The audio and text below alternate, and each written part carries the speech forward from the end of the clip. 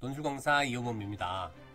예년 같으면 이 시기에 예비 수험생들과 학부모님을 직접 뵙고 내년 입시 전략과 논술 준비에 대해 이야기 나눌 텐데요. 올해는 코로나19 상황이 악화되면서 이렇게 비대면으로 인사드리게 되어 매우 아쉽게 생각합니다. 현장에서 직접 질문도 받으며 더 많은 이야기를 나누지 못해 불편한 점도 분명히 있지만 비대면으로 인사드리고 이야기를 나눌 수 있으니 더 많은 시간들에 더 많은 분들과 이야기를 나누게 된다는 장점도 있겠다 싶네요. 코로나19 상황이 가져준 반전이라고 할 수 있겠네요. 우리 수험생들도 상황이 주는 불편한 점들이 한둘이 아니겠지만 성공적인 입시를 위한 준비는 1도 멈춤 없이 계속돼야겠죠. 자, 그런 여러분들이 준비와 노력에 조금이나마 도움을 줄 수 있는 시간이 되기를 바라며 저희 논술 설명회를 시작하도록 하겠습니다. 논술 전형 준비가 처음이신 초보 학부모님들과 학생 여러분들의 눈높이에 맞춰 차분하게 설명을 드리려고 합니다. 입시와 논술 전형에 대한 이해가 충분하셔 제 수업 진행에 대해서만 알고 싶으신 분들은 앞부분 쿨하게 스킵하시고 후반부부터 들어주시면 감사하겠습니다. 그럼 시작하도록 하겠습니다.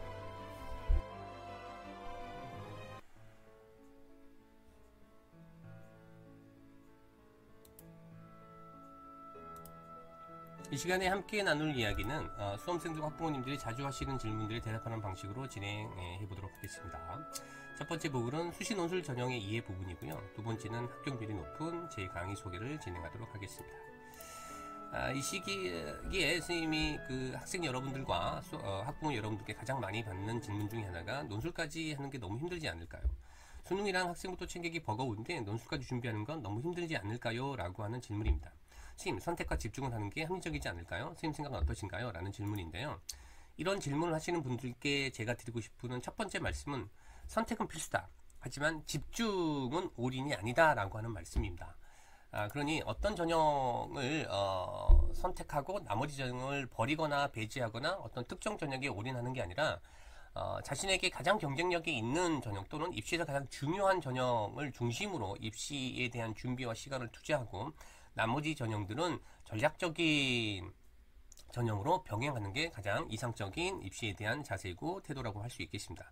그런 의미에서 논술은 한 단계 높은 대학을 선택하려고 하는 학생들한테 필요한 필수적인 전형이라고 할 수 있겠습니다.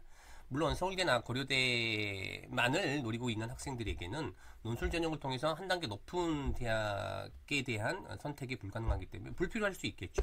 하지만 대부분의 학생들은 논술은 입시 포트의 전략적인 선택으로 필수사항이고요. 수능과 학생부 전형은 안정적인 전략의 포트로 사용하시고 논술은 소신 전략 및 보험 전략의 포트로 이용하실 필요들이 있겠습니다. 그리고 여기서 중요한 체크 포인트는 자신의 입시 가능성을 확인하는 겁니다. 지난 11월에 치렀던 모의고사의 점수를 통해서 예상 패치도를 확인하고 내가 정시 수능에서 어느 정도 대학을 갈 수 있는지 확인해 보는 방법이 첫 번째고요. 두 번째는 자신의 학교 입결을 통해서 현재까지 자신의 내신을 통해서 내가 학종을 통해서 갈 수 있는 대학이 어느 정도인지를 확인해 보는 방법입니다. 이를 통해서 내가 논술 전형을 통해서 어느 정도 대학을 더 준비하고 노력해서 한 단계 업그레이드 시킬 수 있는 방법을 선택할 수 있어야겠다라는 생각을 가져볼 필요도 있겠습니다. 자, 논술을 실시한 주요 대학들 살펴보면 연세대, 성균관대, 서강대, 한양대, 중앙대, 이화여대, 경희대, 한국외대, 시립대, 숙명여대, 건국대, 동국대, 홍대 등입니다. 보시면 아시겠지만 주요 명문대학들이 이런 논술 전형을 실시하고 있기 때문에 대부분 학생들에게 논술 전형이 업그레이드 전략으로 충분히 사용할 선택지로 작용할 거라고 생각합니다. 자, 체크 포인트 하나 더 말씀드리겠습니다. 수능인 학생부 전형보다 높은 대학을 가려면 네, 그렇습니다. 논술이 답이다라고 하는 사실 꼭 기억해 주시기 바랍니다. 자, 안정전략 수능과 학생부 어떤 의미냐면요. 수능은 선시험 후 지원의 구조를 가지고 있어서 자신의 성적에 맞추어서 원서를 쓸 수밖에 없습니다. 그래서 아주 높은 대학을 쓸 수 있는 상황은 아니겠죠. 성적에 맞춰서 그 수준에 맞춘 입시 전형이 이루어지고요. 학생부 종합전형도 학교의 입결을 크게 상회하거나 그러니까 지난 선배들의 입시 결과를 크게 상회하거나 하회하는 그런 결과들은 크게 발생하지 않습니다. 그래서 이미 그동안에 자신의 내신 성적을 통해서 갈 수 있는 대학이 어느 정도 결정되어 있다고 보시는 게 합리적인 판단이라고 볼 수 있겠습니다. 특히 이 학생부 종합전형을 준비한 학생들 사이에서 내신 경쟁이 매우 치열하기 때문에 3학년 1학기 내신을 통해서 역전하려고 하는 그런 시도가 그렇게 녹록하지는 않습니다. 내신의 경직도가 매우 높기 때문에 학생부 종합전형도 안정적인 전략의 포트로 이해하실 필요들이 있다고 볼 수 있겠습니다. 그렇다면 논술은 입시 필수 전략으로서 어떤 의미를 지니느냐? 소신 전략과 보험 전략으로 말씀드렸는데, 소신 전략은 낮은 최저학력 기준을 통해서도 논술로 높은 대학을 갈 수 있다는 사실에 기인하는 겁니다. 보험 전략은 수능 전에 치르는 일부 대학들이 분명히 있습니다만 대부분의 대학들이 수능 후에 논술 전형을 치르고 있습니다. 그래서 수능에서 발생할 수 있는 이변들에 대처할 수 있는 전형으로서도 논술 전형은 매우 필수적인 전형이라고 할 수 있겠습니다. 자, 수능 최저 기준을 살펴보시면 아시겠지만 성균관대, 서강대, 이화여대, 중앙대 모두 다 정시 기준으로 봤을 때는 매우 낮은 수능 최저학력 기준을 가지고 있습니다. 이렇게 낮은 수능 점수를 통해서도 논술 준비와 논술 실력을 통해서 주요 메이저 대학들의 합격할 수 있는 기회가 주어진다는 사실이 바로 논술 전형의 가장 중요한 특징이자 그 다음에 장점이라고 할 수 있겠습니다. 최저 없는 대학들이 분명히 있습니다. 연세대, 한양대, 시립대, 가톨릭대, 경기대, 광운대, 단국대, 아주대, 인하대 등등인데요. 이런 대학들은 매우 경쟁력이 치열하기 때문에 아주 일찍부터 면밀하게 치밀하게 준비하실 필요들이 있다고 볼 수 있겠습니다. 자, 7111 제가 가르쳤던 학생의 수능 점수인데요. 매우 뛰어난 학생임에도 불구하고 하루짜리 수능에서 나타나게 되는 돌발적인 상황이라고 볼 수 있겠습니다. 충격적인 수능의 점수인데요. 이런 상황에 대비해서라도 논술 전형을 통해서 이런 보험 전략으로서의 시도들을 해줄 필요들이 있겠습니다. 자, 중요한 것은 이런 논술 전형이 필수 전형이고 매우 전략적인 전형이긴 하나 입시 전체에서 차지하는 비중은 그렇습니다. 수능이 가장 중요한 비중으로 95% 시간 정도를 배치하고 공부하는 게 가장 중요하고요. 수시 5%인데 그 5% 내에서 논술 비중을 정하는 게 가장 합리적인 태도라고 볼 수 있겠습니다. 그래서 핵심은 효율적인 준비를 통해서 가장 이상적인 결과를 가져오는 준비가 필요하겠죠. 적은 시간 투자로 확실한 시험 준비를 하는 게 필요하겠고요. 장기적인 분산 투자가 가장 효율적인 준비라고 할 수 있겠습니다. 제가 진행하는 수업을 통해서 학생들이 가장 적은 시간을 통해서도 그리고 가장 좋은 결과를 가져올 수 있게끔 체계적이고 아주 효율적인 수업을 진행하려고 합니다. 그리고 이 부분에 대해서 학생들이 아주 직접적으로 질문을 많이 하죠. 선생님, 그래서 몇 시간 정도 공부하는 게 좋은데요. 제가 쭉 가르쳐보고 학생들과 같이 진행을 해본 결과 제 수업 3시간 반에 4시간짜리 수업을 안정적으로 꾸준하게 연간 커리를 쭉 타고 들으시면서 복습 또는 과제할 수 있는 시간 매주 1시간에서 1시간 반 정도만 확보해 주신다면 충분히 좋은 결과를 가져올 수 있다는 점을 분명하게 말씀드릴 수 있을 것 같습니다. 자, 이렇게 효율적인 준비를 통해서 입시에 대해서 좋은 결과를 가져올 수 있는 기회가 될 수 있게끔 준비를 해 나가는 게 지금 이 시기에 가장 중요한 선택이라고 할 수 있겠습니다. 질문은 국어 실력이 약한데 잘할 수 있을까요? 라는 질문입니다. 지금 저는 어릴 적부터 독서도 많이 하지 않아서 배경 지식도 별로 없고 국어 영역도 많이 약한데 논술을 잘할 수 있을까요? 라는 질문을 많이들 하곤 하시는데요. 자, 이런 분들께 논술에 대해서 제가 이렇게 이해시켜 드리고자 합니다. 논술 시험의 본질은, 특히 입시 논술 시험의 본질은 독해나 배경 지식을 묻는 시험이 아니라는 점입니다. 논술 시험의 본질은 바로 논리적 사고력에 있습니다. 따라서 입시 논술의 핵심 바로 증명 능력이라고 할 수 있는데요. 대입 논술 시험은 논리적인 사고력을 바탕으로 한 증명 능력이 핵심입니다. 그래서 글을 읽는 능력이나 단순히 글을 읽고 그 다음에 작문하는 능력을 요구하는 시험이 아니라는 사실을 꼭 기억해 주시기 바랍니다. 논리적인 증명 능력은 배경 지식 없어도 충분히 배우고 익힐 수 있습니다. 관건은 얼마나 반복을 통해서 얼마나 숙지할 수 있고 익숙해지느냐가 핵심이라고 할 수 있겠습니다. 자, 이런 질문 어떨까 싶습니다. 논술 시험은 지원하는 과나 계열과 상관없이 대부분 동일한 시험을 봅니다. 그러니까 내가 철학과를 지원하느냐 또는 내가 경제학과를 지원하느냐에 따라서 논술 시험 문제의 종류가 달라지지 않는다는 점입니다. 동일한 소재나 동일한 주제를 가지고 철학과를 지원한 친구도 경제학과를 지원한 친구도 시험을 본다는 사실입니다. 이 점이 의미하는 바는 바로 이겁니다. 논술 시험 또는 논술 문제가 채택하고 있는 소재나 주제에 대해서 깊이 있는 이해보다는 그 소재나 주제를 매개로 해서 얼마나 체계적이고 논리적인 사고력을 글의 형식을 통해서 드러내줄 수 있느냐가 핵심입니다. 따라서 논술 시험의 핵심은 출제 의도를 정확하게 판단하고 그 출제 의도에 맞추어서 잘 짜여진 답안의 구성, 이를테면 체계적 논리적인 증명의 구성을 갖추는 것만으로 훌륭한 답안이 될 수 있다는 사실입니다. 자, 논술 시험에 대한 본질을 이해할 수 있는 질문 하나 더 드려볼까요? 자, 논술 시험은 질문에 대해서 대답을 글로 하는 시험이라고 할 수 있습니다. 하지만 시나 소설이 안 된다는 사실은 여러분들 배우지 않아도 알고 계시죠? 그렇다면 뒤집어 생각해 본다면 논술 시험이 요구하고 있는 그런 형식이 있다는 사실입니다. 네, 맞습니다. 논술 시험은 바로 증명 능력을 요구하는 논증문의 그런 형식을 필요로 합니다. 그런 그 질문의 주제에 대한 깊이 있는 이해보다는 그 글이 갖추고 있는 형식이 얼마나 출제 의도에 부합하는 논리적이고 체계적인 구성을 이루고 있느냐가 핵심이라고 할 수 있겠습니다. 자, 논술 문제 하나 볼까요? 자, 제시문 가에 제기된 문제는 무엇이며 이에 대한 제시문 나와 제시문 다의 해결책을 비교하시오라는 문제가 있습니다. 대부분의 학생들은 이 문제를 읽고 바로 제시문 가를 읽고 정리를 하고 제시문 나를 읽고 다를 읽고 잘 요약해서 답안을 구성하려고 할 겁니다. 자, 그런 친구들의 답안은 이렇게 구성되어 있겠습니다. 첫 번째 문단의 가의 문제를 정리하고요. 두 번째 문단의 나의 해결책을 정리하겠죠. 그리고 세 번째 문단의 다의 해결책을 정리하려고 했을 겁니다.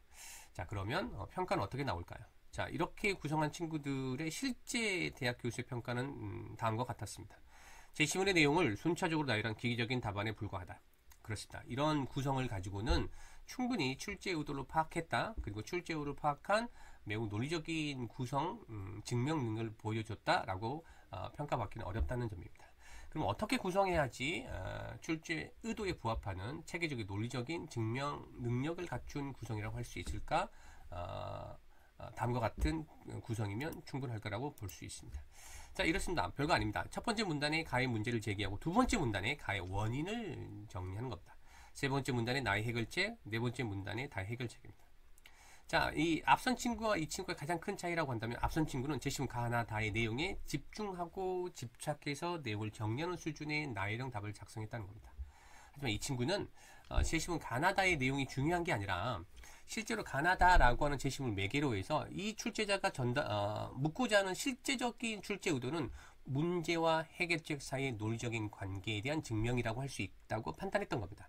그래서 문제와 해결책을 논리적으로 사고하기 위해서는 당연히 문제에 대한 원인을 분석하는 능력이 되게 중요하다고, 또는 문제에 대한 원인을 분석하는 구성이 매우 합리적인 논리적인 구성이라고 보고 글의 구성, 답안의 구성을 이렇게 정리했다고 볼 수 있겠습니다. 그렇습니다. 이 논술 문제의 핵심은 이렇게 숨겨진 출제 의도를 분석해내고 이 의도에 맞추어서 증명의 형식을 갖춘 글의 구성을 갖춘다면 합격에 필요한 조건을 충분하게 갖췄다고 볼 수 있을 거라고 생각합니다. 실제 논술 수업은 이런 출제 의도, 그러니까 이면의 출제 의도를 파악해 보려고 하는 논제 분석과 그리고 그런 출제 의도에 부합하는 논리적인 형식, 증명의 형식을 반복해서 익숙해질 때까지 훈련하는 수업이라고 할 수 있겠습니다. 하나 더 말씀드리면 논술 시험은 수능과 달리 매우 각자의 실력에 맞춰서 준비를 하는 것만으로 좋은 결과를 가져올 수 있다는 점입니다.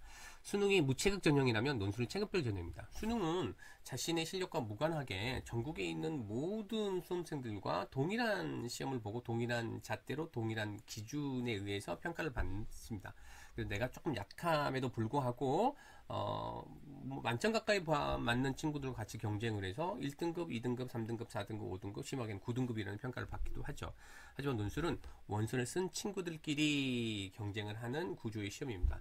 따라서 시험장에서는 자신보다 압도적이고 탁월한 친구도, 그리고 자신보다 현격하게 경쟁력이 떨어지는 친구도 많이 없다고 보는 게 합리적인 판단이라고 볼 수 있습니다. 그래서 논술은 자기가 준비한 만큼 최선을 다해서 경쟁력 있는 답안을 작성할 수 있게끔 준비를 하되 그 준비 역량에 맞추어서 원서를 미리 합리적으로 잘 선택해 쓴다면 굉장히 좋은 결과를 가져올 수 있는 매우 합리적인 전형이라고 할 수 있겠습니다. 실제로 많이 하시는 질문이 바로 이런 질문입니다. 선생님, 저는 내신이 안 좋은데요, 불리하지 않을까요? 논술 전형에는 내신이 반영된다고 하던데 내신이 안 좋으면 불리하지 않을까요? 자, 논술 전형은 분명 내신이 반영되긴 합니다. 대입 논술 전형은 논술 성적과 학생부 성적, 수능 최저학력 기준으로 이제 이루어져 있다고 보시면 됩니다.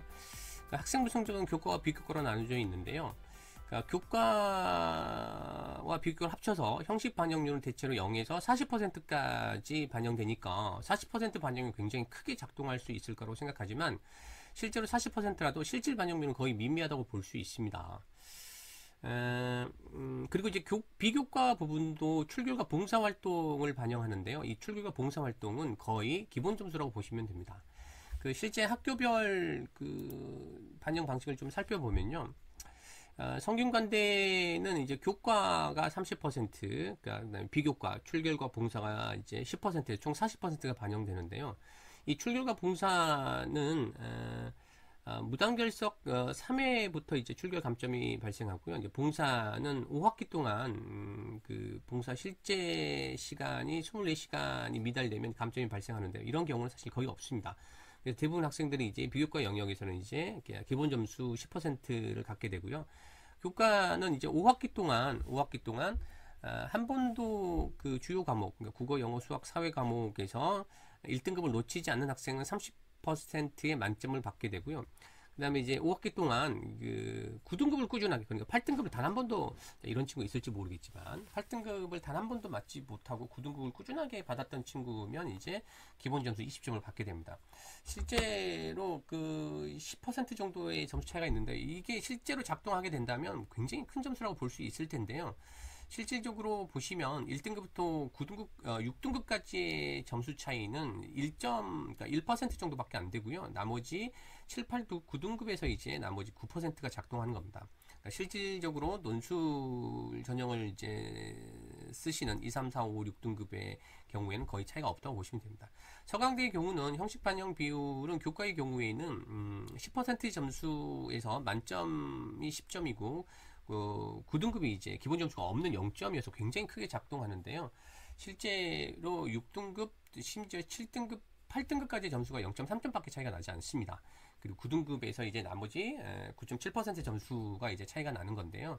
이처럼 대부분의 대학들이 내신의 형식 반영 비율보다는 실질 반영 비율에서 거의 대부분의 학생들에게 대부분의 학생들, 논술 전형을 쓰는 친구들 학생들에게 크게 이제 불이익을 주지 않게끔 이제 배치가 되어 있는데요. 선생님이 이제 내신이 안 좋으면 수능 최저 학력기를 높여라라고 이제 조언을 드리는 이유는 그 내신 반영 비율은 대충 이런데요. 일부 대학들, 그러니까 주로 이제 그 뭐 숙명여대나 일부 동국대처럼 논술 채점을 함에 있어 기본 점수가 작동하는 대학들이 있습니다.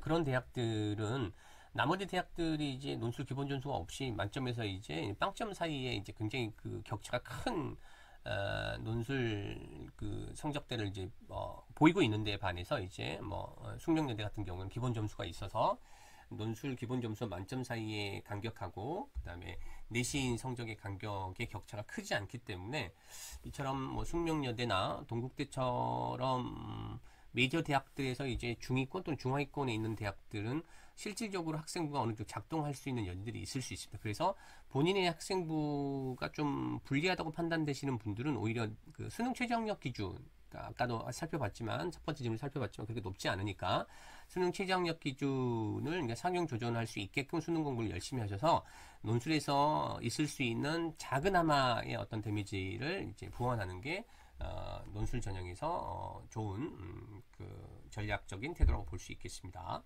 자, 내신 안 좋은 친구들은 크게 걱정하지 마시고 논술 적극적으로 도전해 보시면. 자, 네 번째 질문입니다. 선생님, 저는요 처음부터 지원하는 대학만 집중해서 공부하는 게 낫지 않을까 생각합니다. 논술 시험이 대학별로 다르다고 하던데 처음부터 지원하는 대학만 집중적으로 공부하는 게 좋지 않을까요? 이런 질문도 되게 많이 하시는데요. 논술은 가장 원리적인 준비가 필요한 시험이라고 볼 수 있습니다. 실은 그 다른 수능 영역과 달리 암기해야 될 배경 지식도 없고 사고력 중심의 그 질문으로 구성되어 있기 때문에 그 어떤 영역에 비해서 가장 원리적인 준비가 필요한 거죠. 그래서 사실은 논술 시험이 대학별로 다르다라고 하는 얘기는 대부분은 틀린 얘기고 일부만 맞는 얘기라고 할 수 있겠습니다. 그러니까 논술의 출제 원리가 대학별로 다를 수는 없지 않겠습니까? 논리학이라고 하는 게 성균관대 논리학이나 한양대 논리학이나 이화여대 논리학이 다를 수는 없을 테니까요. 실제로 논술이 대학별로 다르다고 한다면 중복 합격생들은 대학별로 다 따로 준비를 했을까요? 물론 당연히 그러지 않았겠죠.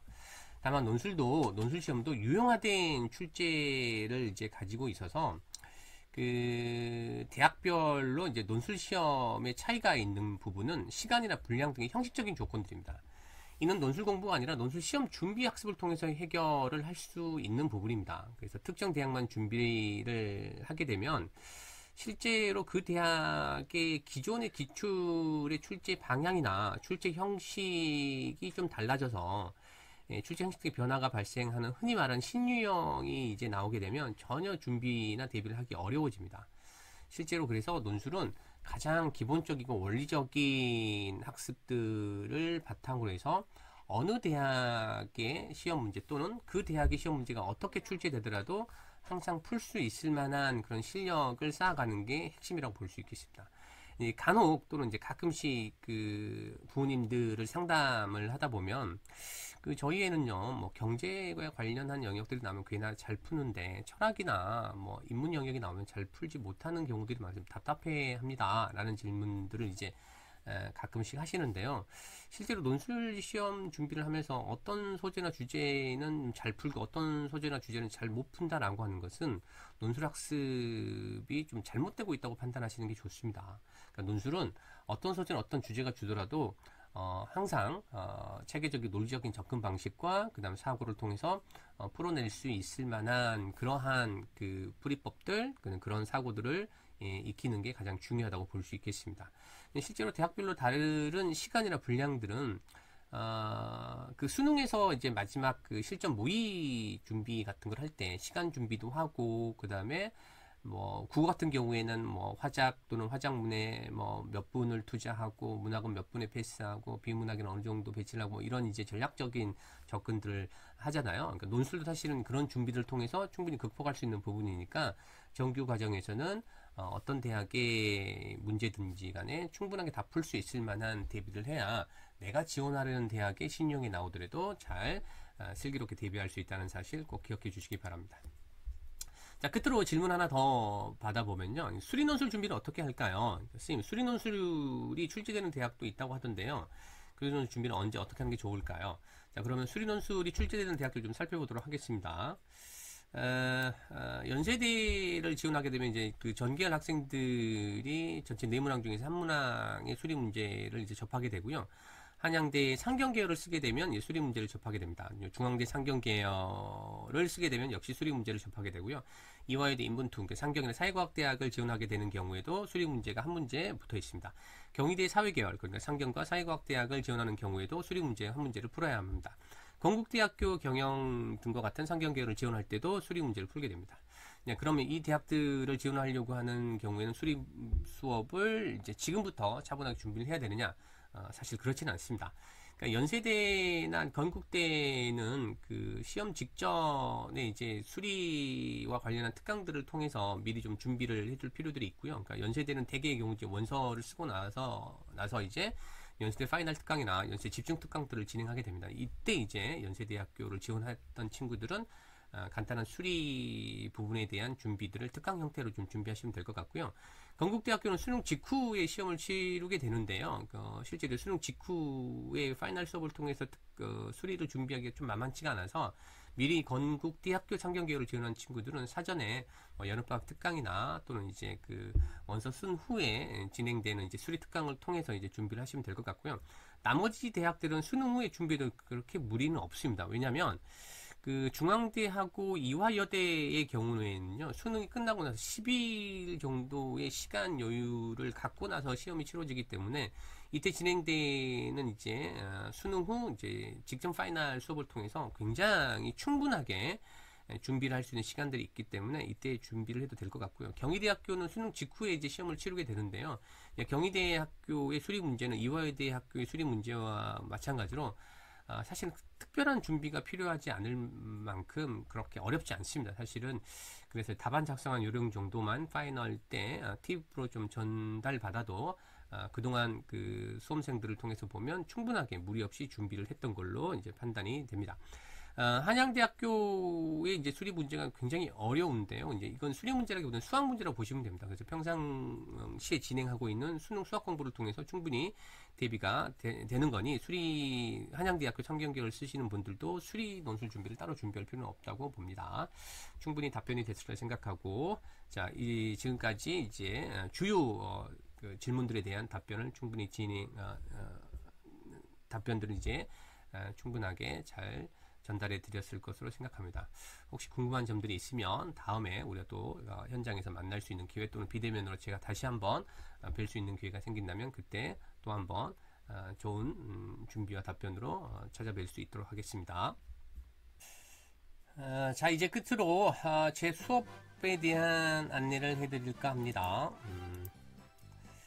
저 연간 커리큘럼을 먼저 소개시켜 드리도록 하겠습니다. 시즌 1, 시즌 2, 시즌 3, 시즌 4로 구성되고요. 시즌 1은 이제 겨울방학에 이제 진행되는 과정이고, 기본 과정으로 10주에서 12주 정도의 이제 커리큘럼으로 진행되고 있습니다.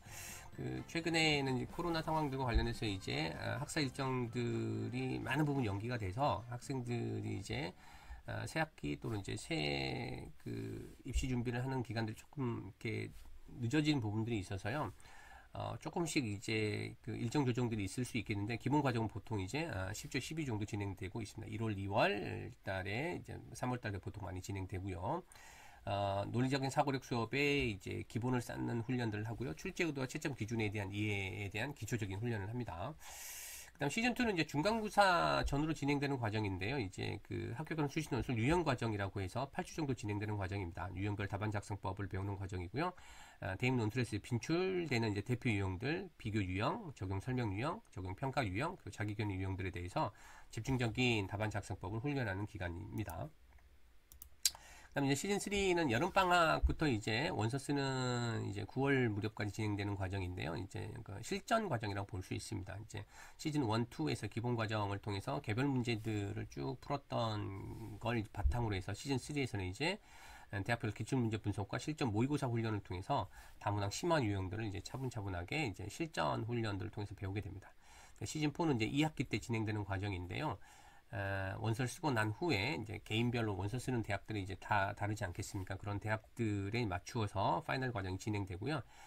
기출 및 출제 예상 모의고사들이 진행되고, 수능 후에는 이제 대학별 수시 파이널들이 진행되는 커리큘럼을 가지고 있습니다. 쭉 연관 과정이 진행되고 이어지는 과정이라고 할 수 있겠습니다. 자, 제 강의의 가장 큰 장점은 이제 단순히 이제 국어식 글읽기 수업에 머무르고 자료를 정리하고 요약하는 수업은 아니라는 점입니다. 제 강의에 가장 학생들이 만족하는 점은 이제 탁월한 논제 분석 강의라고 할 수 있겠습니다. 수시 논술 전형에 합격하기 위해서는 제시문에 대한 국어식 읽기만은 정말 어렵습니다. 특히 연세대나 성대, 서강대 등의 상위권 대학을 노리는 친구들에게는 이런 식의 수업은 이제 사실 그렇게 의미 있는 수업이라고 볼 수는 없겠습니다. 논제에 담긴 출제 의도에 대한 추론과 이를 논리적으로 증명하려는 능력 매우 중요합니다. 실제 강남대성 최상위권 학생들이 인정한 탁월한 논제 분석 강의가 여러분 합격을 책임질 수 있도록 하겠습니다. 제 수업 과정은 크게 이제 5 또는 6개의 단계를 통해서 이루어집니다. 학습에 대한 충분한 이해를 위해 반복 학습이 매우 중요한데요. 자, 이 처음 수기 과정에서 사고력 훈련을 진행하고요. 해제 강의를 통해서 개념과 원리 그리고 답안 작성 훈련들을 계속합니다. 그리고 개별 첨삭을 통해서 개인별 오류 및 개별 과제를 부여하고요. 그 다음에 이 개별 과제에 대한 피드백 지도를 통해서 학습 내용에 대한 복습 지도를 계속 진행합니다. 그리고 이 재참삭을 하고 나서 그리고 답안 사례 연구를 통해서 학습 성취들을 반복해서 확인합니다. 만약에 이 부분에서 개인별로 성취도가 좀 달라서 특정한 학습 단계에서 이해가 잘 진행되지 않고 어려워한다면 반복적인 과제 지도를 통해서 반드시 단계별 학습 성취는 이루고 넘어갈 수 있도록 하겠습니다. 논술 수업에서 가장 중요한 점은 논리적 사고력을 확장하기 위해서는 강의를 통해서 이제 충분하게 이루어지는 부분들이 있는데요. 실제 글쓰기 능력을 배양하기 위해서는 무엇보다도 강사의 직접 전삭이 매우 필수적인 요소라고 할 수 있겠습니다. 특히 실제 고3 때 한번 공부를 해서 재수하는 과정에서 이제 반복적으로 진행하는 이 졸업생들이 아닌 경우에 고3 현역들, 그러니까 고3 학생들에게 논술 처음 접한 학생들에게는 이 강사의 강의 내용하고 첨삭 지도 선생님의 설명이 큰 맥락에서는 일치하나 단어나 또는 디테일한 부분에서 이제 약간의 불일치가 발생하면 학생들이 커다란 이 혼선들이 발생하게 되죠. 실제 그렇게 되면 굉장히 그 많은 비효율이 발생하고 동일한 학습 성취를 이루는데 시간이 더 많이 지체될 수밖에 없습니다. 수업과 첨삭 지도가 일치해야 고3 학생들의 논술학습의 효율을 높일 수 있다는 점을 꼭 말씀드리고 제 수업에서는 제가 직접 학생들을 첨삭을 진행하도록 합니다. 자, 그리고 진행된 첨삭을 통해서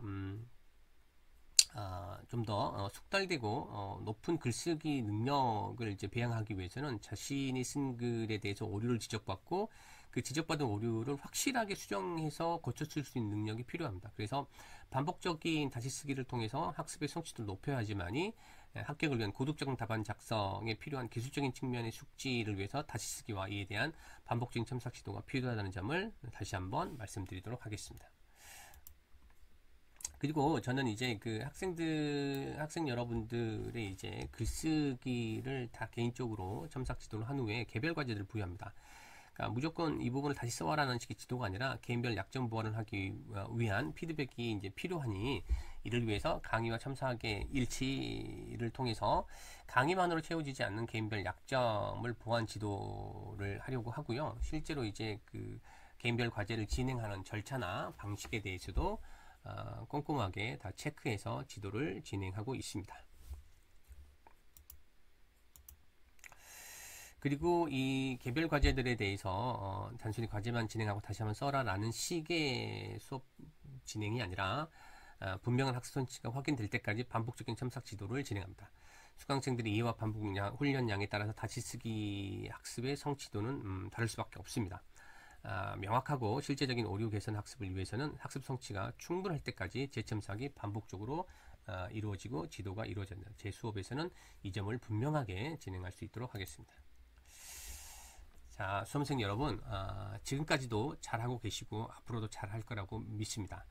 자, 충분히 잘하고 있고 자신에 대한 신뢰와 그 다음에 용기를 통해서 이제 새롭게 시작되는 2022학년도 입시 그리고 논술 전형에서의 합격이라고 하는 결과를 위해서 자, 화이팅 해주시길 바랍니다. 선생님도 화이팅 하겠습니다. 감사합니다.